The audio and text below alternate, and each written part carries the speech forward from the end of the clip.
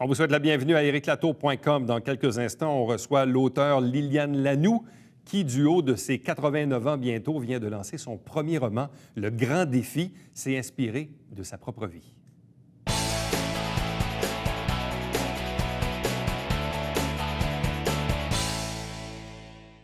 Il n'y a pas d'âge pour réaliser ses rêves, encore moins quand vient le temps de lancer son premier roman. Roman de Liliane Lanoux qui est avec nous. Bonsoir et bienvenue. Bonsoir. Et félicitations. Merci. Parce que c'est pas le premier ouvrage que vous écrivez, Non. mais c'est le premier roman. Oui.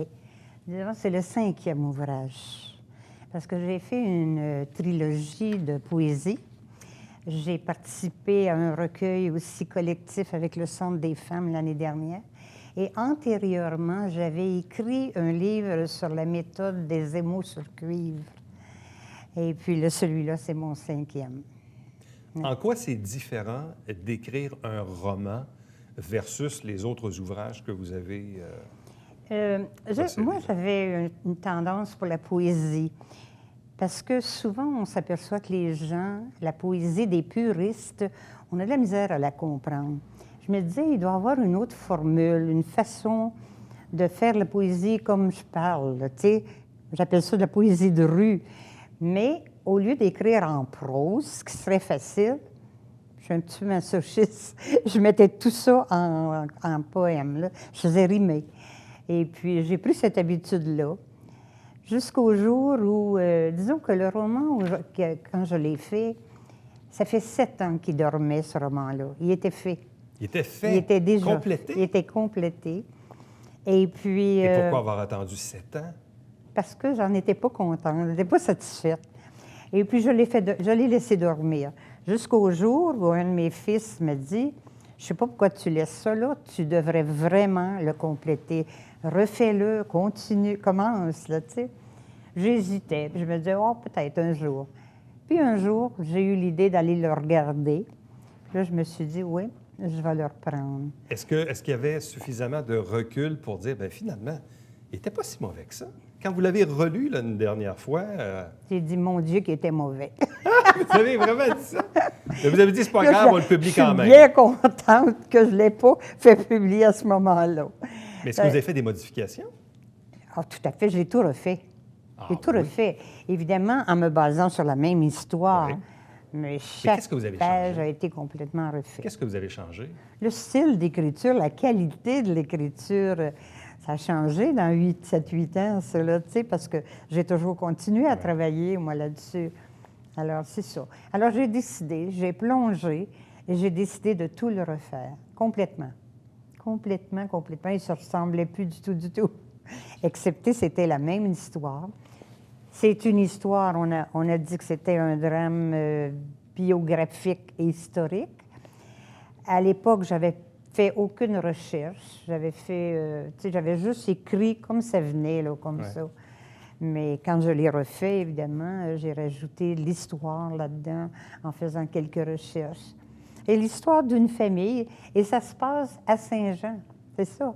Les adresses, les noms sont tous vrais. Et puis, j'ai romancé un peu, parce qu'il a fallu protéger certaines choses aussi. Mais en général, le corps, C-O-R-P-S et non pas Q-U-A-R-T, c'est tout vrai. C'est absolument vrai, ça s'est passé comme ça. Les adresses dans Saint-Jean sont vérifiables, les endroits existent encore. Alors, j'ai eu l'idée de le refaire, mais disons en l'améliorant. Et puis, quand je suis rentrée dedans, je n'ai pas lâché. Je n'ai pas lâché, j'étais partie là, décidée. Donc, c'est biographique? Oui. Pas autobiographique? Non. Mais c'est grandement inspiré de votre vécu, Oui, de vos souvenirs d'enfance. Exactement. Oui. Parce que si la référence, elle est locale, oui, peut-être on a changé des noms pour protéger les identités, tout ça, mais visiblement, le grand défi, parce que c'est le nom du roman, ça raconte les souvenirs d'enfance d'une jeune fille de 15 ans? Oui. Mais ça part de 1930. Hein? C'est toute l'histoire, c'est l'histoire de la crise du Québec, les familles, ce qu'elles ont vécu. À l'époque, les femmes soumises, parce qu'ils avaient de nombreuses familles, et puis peu de moyens, peu instruites, pas d'argent, alors qui subissaient leur sort au fond. Les curés qui avaient tout à régler dans les familles, les hommes, les ouvriers, la classe ouvrière qui travaillait dur pour faire vivre tout ce monde-là, qui avaient leurs petits défauts, les soirs de paye, par exemple, arrêtaient souvent à la taverne et dépensaient une bonne partie des revenus de la semaine. Quand ils revenaient à la maison, la femme avait de la difficulté à finir la semaine avec ce qui restait. C'était des hommes qui buvaient, c'était des hommes qui blasphémaient beaucoup. Ouais. Et je me suis posé un point d'interrogation parce que dans la première version, je n'avais pas mis tous ces détails-là. Là, je me suis dit, ces hommes-là blasphémaient beaucoup. C'était peut-être une espèce de défoulement. Est-ce que moi, je les mets, si je suis cohérente avec ce que je raconte, c'est la vérité, tout s'est passé comme ça, est-ce que je mets ces mots-là, les mots d'Église, là, dans un roman, les Christ, les tabernes, moi, je n'étais pas capable de les écrire, je ne savais pas comment les écrire. Alors, évidemment, à la dernière correction, par la professionnelle correctrice, elle les a mis. Et je me suis dit, je suis contente, c'est comme ça que ça se passait. Alors, je voulais mettre ça exactement comme c'était. Alors, on a tous mis ça un peu phonétiquement, les mots, mais les mots sont là. Les mots sont là. Le Saint-Jean-sur-Richelieu, qu'on appelait Saint-John à l'époque, dans les années 20, dans les années 30, ça ressemblait à quoi? Parce que oui, c'était la crise économique, c'était mondial et tout ça. Mais ici, localement, ça se vivait comment?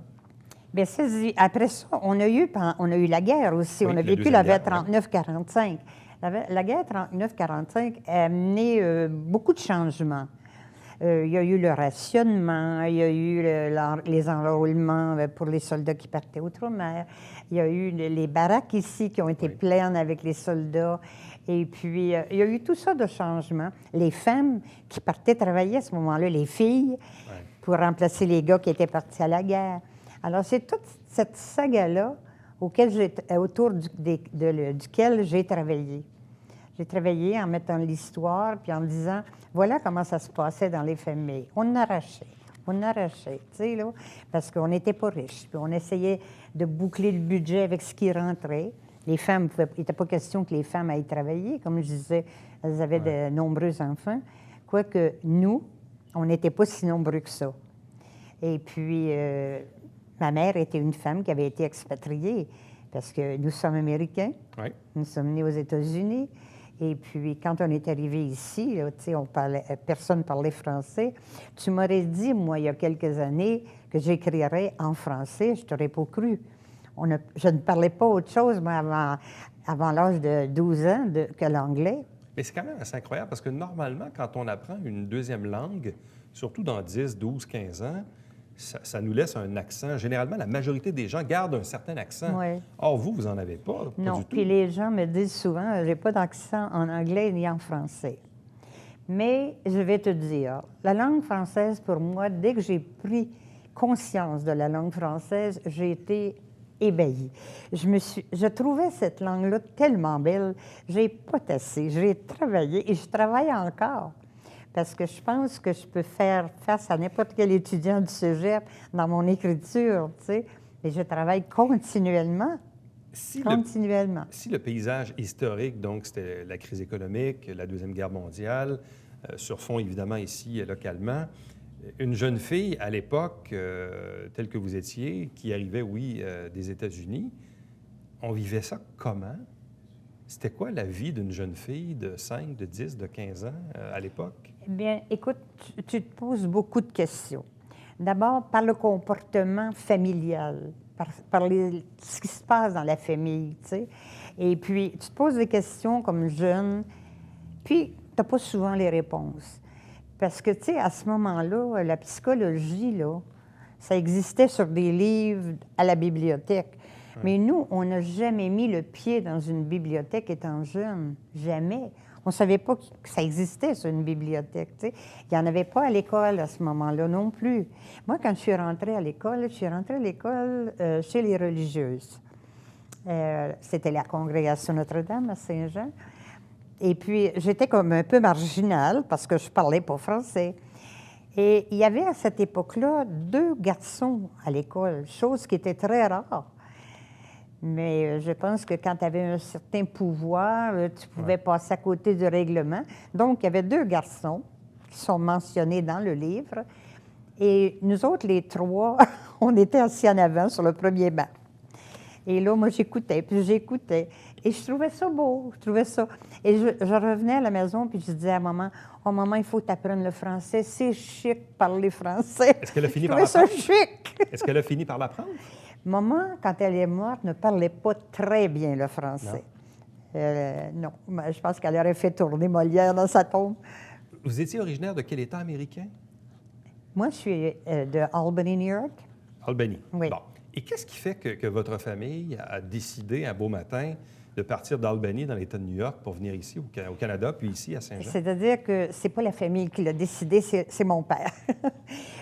Mon père était parti pour les États-Unis après avoir fait ses études de barbier, tout ça.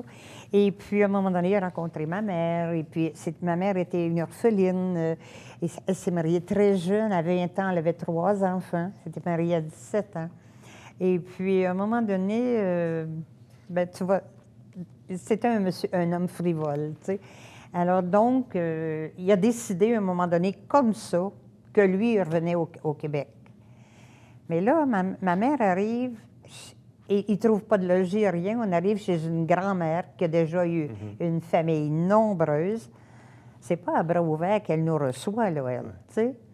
Alors donc, on arrive avec les 3 enfants arrivent là, ne parlent pas la langue. Ma mère ne comprend pas. Nous, on comprend. Mais votre père, oui, c'est ça? Ma mère ne comprend. Mais votre père? Mon père, oui. C'est ça, ouais. C'est lui qui fait la traduction entre Parce la que grand-mère. Votre père était Canadien-Français d'origine, c'est ça? Oui, oui, oui. C'est ça. Il est né à Saint-Jean, mon père, et puis c'est ça, d'une famille bien connue, nombreuse aussi, tu sais, là.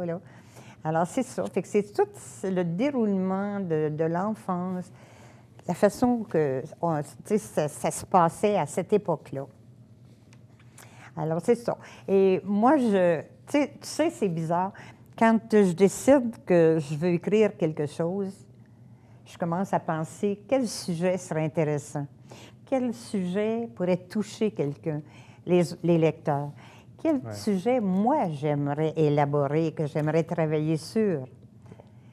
Et là, dans ma disquette cérébrale, ça foisonne, et puis ça se bouscule.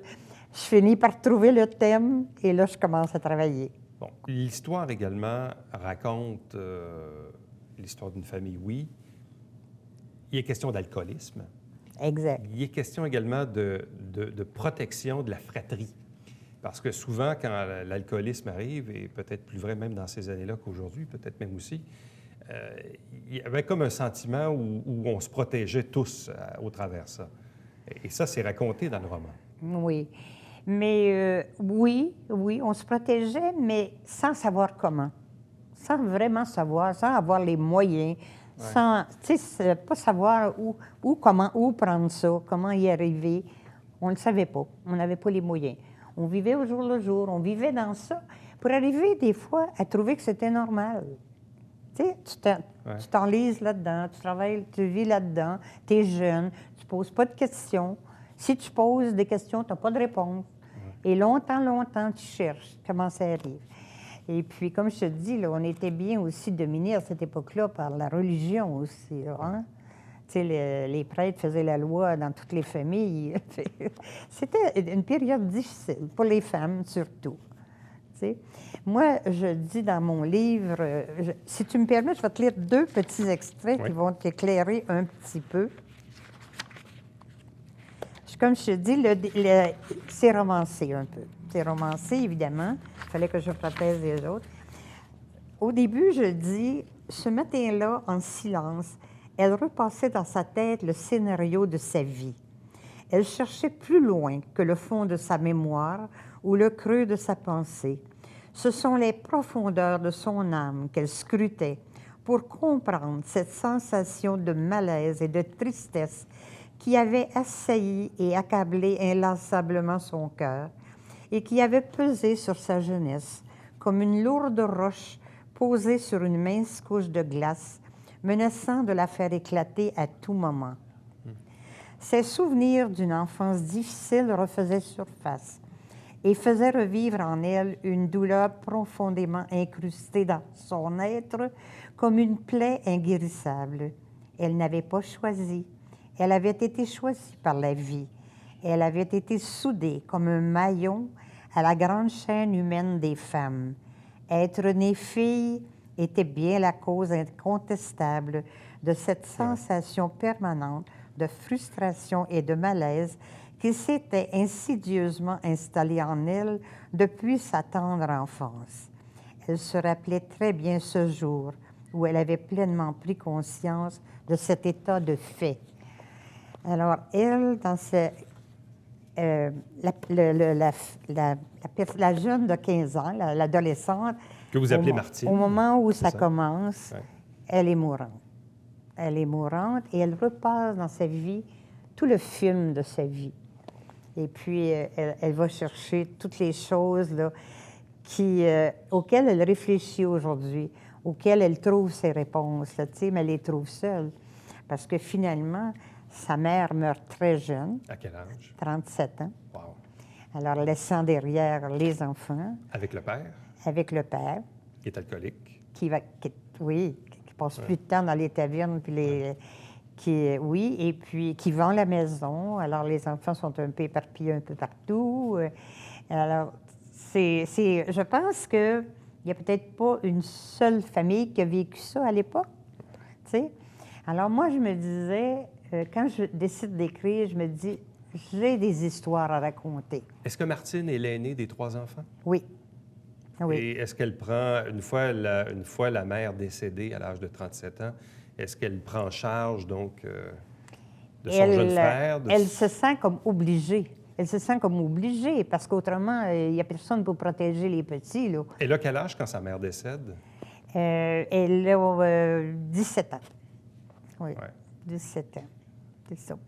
Mais c'est ça, toi, la différence entre la mère et la fille, c'était même pas 20 ans. Ouais. Tu sais, là. Oui. Alors, et le grand défi, le nom du roman, c'est un peu ça, le grand défi, le défi d'une vie. Le grand défi, c'était pour dire... il y a un suspense, évidemment. Qu'est-ce qu'elle est devenue, elle, la Martine, là? La Martine, elle est devenue quoi? Elle a fait quoi dans la vie? Mais ça, on ne le saura pas jusqu'à la fin du roman. Comment elle s'en est sortie de cette vie-là. Et puis, c'est pour ça qu'en arrière, j'ai marqué... je dis que peu importe où tes racines de vie ont été cultivées, si c'est une terre infâme dans laquelle elles ont été nourries, si tu veux, avec patience, résignation et courage, tu peux toujours t'en sortir. Et la couverture est très symbolique de cette histoire-là, parce que la fleur a réussi à pousser dans la craque du macadam. C'est pas normal et usuel qu'une fleur pousse comme ça. Alors, c'est un peu, comme je te dis, symbolique du roman. Est-ce que cette fleur vous représente? C'est vous, ça? Je ne veux pas avoir de l'air orgueilleuse, là. Vous êtes faite forte, en tout cas. Oui. Mais comme je te dis, là, je suis absolument satisfaite du résultat, de la réponse que je reçois. Parce que là, vous avez participé à des salons du livre et oui, tout ça. Oui, j'ai sorti... Le roman est sorti un jeudi, la semaine du salon du livre de l'Estrie, Sherbrooke. Moi, je suis arrivée le vendredi soir. Ma maison d'édition avait avait édité un certain nombre de livres, croyant que c'était suffisant. Le samedi matin, à 11 h, j'avais plus un seul livre. Tous les livres étaient vendus. Ils ont procédé à une deuxième réimpression. Et après ça, je suis allée au Salon des artistes, de Noël des artistes à Iberville, et j'ai encore vendu tout ce que j'avais apporté. Puis, il y a eu la journée littéraire du Centre des femmes, où j'ai vendu encore plusieurs livres. Mon but, disons, j'écris parce que ça me fait plaisir et j'ai des histoires à raconter. Mais je n'ai pas la prétention qu'un jour, j'aurai atteint la notoriété de J.K. Rowling avec Harry Potter, ou bien non, Ken Follett avec les piliers du temple, de la terre. Mais moi, je suis contente. Comme je te dis, ma thérapie, c'est d'écrire. C'est d'écrire. Moi, j'évite, tant que je peux, les visites au médecin. Ouais. Pas parce que j'ai pas un bon médecin, mais c'est pas nécessaire parce que moi, je me nourris de l'écriture. Si c'est un drame biographique et de par l'histoire, est-ce qu'on peut aller jusqu'à dire que c'est un roman aussi qui met en relief beaucoup la résilience? Oui. Oui, oh oui. Parce que, comme le dit l'expression, ce qui ne nous tue pas nous rend plus forts, hein? C'est un peu ça. C'est ça. Parce que le grand défi, dans un contexte pas facile, Oui. de par ce roman biographique, c'est un peu ça, dans le fond. C'est un peu Et l'image de la résilience. toutes les circonstances qui sont arrivées après la mort de la mère, là, ont fait, disons que ce livre-là est sorti, parce que, ou qu'elle, elle a pris un chemin qu'elle ne croyait jamais prendre, tu sais. Elle s'en est sortie comme poussée par ce désir de vengeance, parce qu'il y avait de la vengeance. Ah oui? Contre le père. Contre le père, oui. Est-ce que cette vengeance-là finit par s'exprimer avant le décès du père? Oui. Parfois, oui? Mais beaucoup après aussi. Parce que tu vas voir dans le livre... Et après le décès aussi. Oui. Il a été refusé... c'est-à-dire, les enfants de commun accord ont refusé qu'il soit enterré au cimetière près de la mer pour lui permettre à elle de vivre en paix pour l'éternité. Au moins de vivre en paix. Alors donc, ses cendres ont été déposées au columbarium. C'était là c'était là la seule façon de vraiment dire « tu gagneras pas jusqu'à la fin ». Tu sais, là. C'est fort, ça. C'est fort, oui. C'est pour ça, comme je te dis, il y a des gens, surtout les personnes âgées, se reconnaissent beaucoup dans ce livre-là. Il y a des choses drôles. Est-ce que ce roman-là, ce drame biographique, vous permet de dire aujourd'hui vraiment qu'on fait la paix avec notre passé? Est-ce que ça vient boucler la boucle? C'est difficile, mais oui. Oui, je pense. Après tant d'années, si j'avais continué à l'écrire, j'aurais dit, Martine, elle a pris son père chez elle avant qu'il meure. Alors, tu sais, je me dis oui, probablement que la boucle a été bouclée. Oui. Sur la jaquette du livre, on peut y lire, puis j'aime bien ça, souvent, ça nous donne un bon résumé. On dit « La crise économique a entraîné plus que son lot de misère au Québec. Les Dansereaux, le nom fictif, de Saint-John-Iberville, comme on appelait Saint-Jean-sur-Richelieu en ces temps-là, n'en seront pas épargnés. » Dans ce contexte, quelle vie peut espérer la jeune Martine, fille aînée d'un père ivrogne, fourbe et voleur, d'une mère américaine exilée ne maîtrisant pas le français et soumise aux volontés d'un mari exigeant et paresseux? Ce récit raconte l'histoire d'une adolescente de 15 ans confrontée à l'obligation d'assumer la lourde charge familiale à la mort prématurée de sa mère tant aimée. Surnommée Marie-Titine, car son père à la merci d'une grand-mère autoritaire et méprisante, elle devra lutter quotidiennement pour défendre et protéger son jeune frère et sa sœur, négligés par un père passant plus de temps dans les hôtels et les tavernes qu'auprès de ses enfants. L'auteur qui a vécu à cette époque a été témoin de ce véritable drame familial qu'elle raconte avec sensibilité et passion. Elle nous prouve que, peu importe les moments accablants que la vie nous fait traverser et les tourments qu'elle peut nous faire subir, chacun peut s'épanouir et grandir malgré la profondeur de ses racines de vie cultivée en terre infâme.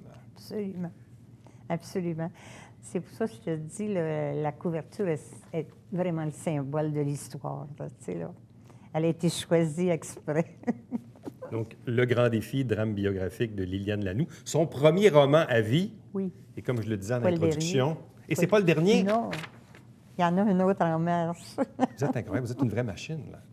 C'est pas votre anniversaire bientôt, là? Non? Oui, en février. En février. Là, je le tourne pas à l'envers cette année. Les autres années, je les tournais en l'envers, les chiffres. Ça Là, allait bien. Vous changez 88, j'ai pas été capable. Ouais. Et là, je veux pas. Non, vous voulez surtout pas. Vous voulez surtout pas virer ça à l'envers. Surtout pas cette Sinon, ça année. vous donnerait un 10 ans de plus. Là. Mais là, Donc, vous êtes à l'aube de vos 89 ans, c'est ça? oui, 1 an pour avoir passé à l'autre chiffre. Il n'y a pas d'âge pour avoir des Mais projets. écoute, il n'y a rien, là. Je veux dire, les chiffres, là, ça a été inventé, là, tu sais, pour rien, là. Ça change rien. Il va être inventé pour les mathématiciens. Ben, exactement. Ça change rien. C'est dans ta virtuel. vie. C'est comme la technologie aujourd'hui. Il y a Moi, beaucoup de je virtualité, remercie la vie parce que je suis en pleine forme. Ouais. Je pense mentalement, physiquement, en tout cas. Et Ouais. puis, j'en profite. Bon, puis d'ailleurs, ce que j'aime bien dire, parce que quand j'ai invité madame, évidemment, il n'y avait pas de petite tempête à l'horizon, mais vous avez bravé la petite tempête, Ah, vous avez ça, pris votre voiture, vous êtes rien, descendu là. Je prends ma de voiture, l'île puis- Sainte-Thérèse jusqu'ici Ouais. sans aucun problème. Ah oui, je m'occupe de tout seule. Autonomie 101. Liliane Lanoux, c'est toujours un plaisir, puis on invite les gens, donc, bien sûr, à se procurer le grand défi, donc, aux éditions, en fait, éditeurenligne.ca. Oui, ils sont chez... voyons, comment ça s'appelle? Librairie sur le moderne Sénat. ou non? La librairie moderne. Sur séminaire. La librairie moderne. Merci beaucoup. Merci. Restez avec nous. Au retour, notre Babière quotidien.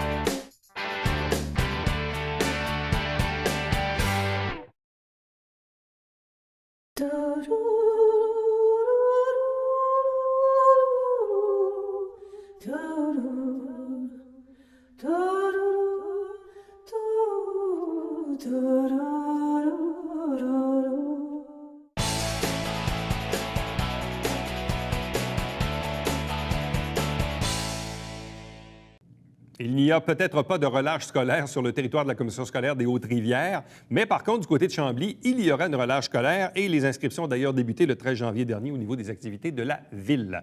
À chaque semaine, on vous présente des extraits du conseil municipal. L'émission s'appelle Saint-Jean-sur-Richelieu et à chaque dimanche matin, 9h30 en direct, c'est le Télébingo avec 3 500 $ en prix. Carte pleine est à 2 000. Il y a 30 dépositaires pour acheter vos livrets. À demain. Bye-bye.